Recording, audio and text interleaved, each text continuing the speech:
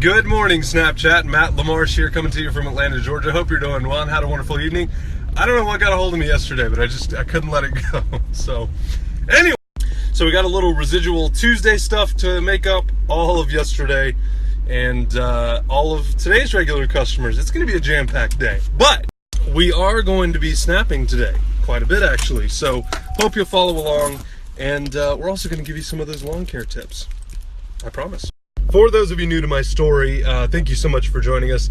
I'm an aspiring entrepreneur here in Atlanta, own a landscaping business, and occasionally we talk about lawn care tips. So the one thing I want to talk about today, you see that terrible looking black hole in the middle of that yard, right? So what's happened over there is the lawnmower has been scalping the turf, and there's a bit of a hole there, so the wheel kind of falls down in there, and then the deck comes and cuts the grass way too low. Obviously, those are not ideal conditions, so what we did was we put a little bit of sand under there to kind of fill in and level off that hole, but then we put the topsoil, the black stuff, on top. So the sand is going to give it structure, it's going to build that hole up, but then the topsoil on the top of the sand will actually allow those new roots and grass to come over and fill in that hole. For any of you golfers out there, that's why you have the little sand bucket on the back, so that you can take a scoop when you take a divot and pour it in that hole. It gives it new structure, gives it a new level to grow on. I'll be showing you guys another property later today that we did, I think it was 10 holes or so. It was quite a bit. They had a number of trees taken out and the root systems are just starting to decay. So in addition to filling in holes with sand and soil and topsoil and all that stuff, we're also going to talk a little more about marketing.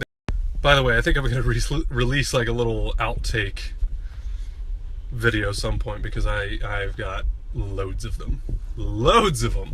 So for any of you that think I get it right the first time, you're dead wrong, and that will be like a 3-hour documentary of the last 6 months. It's bad. Okay folks, so there's one. I mean, it just looks like garbage, right? What's going to happen is these roots are going to keep going this way. And then of course you can see the sand we put in there.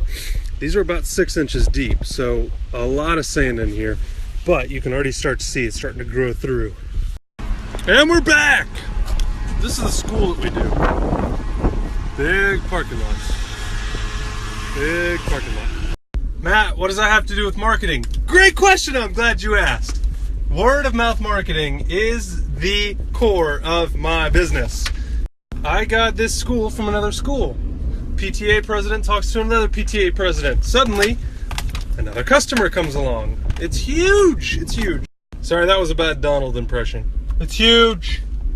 It's huge. It's a great school. Huge school. Big parking lot. But most of all, it's fantastic.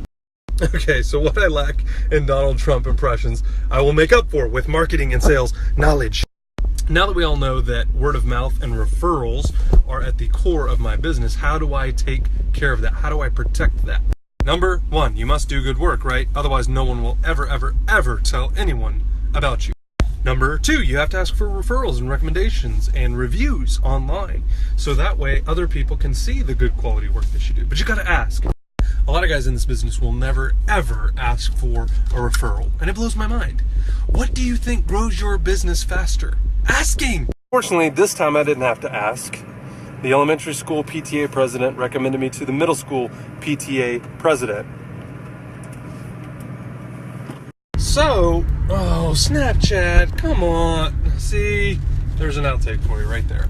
I'm not erasing this. I'm not deleting this. Here's another reason you should ask. It could double your sales. You could take your 10 customers, and if each one of them gets you 10 customers, you've got 20, right? Right? Yes.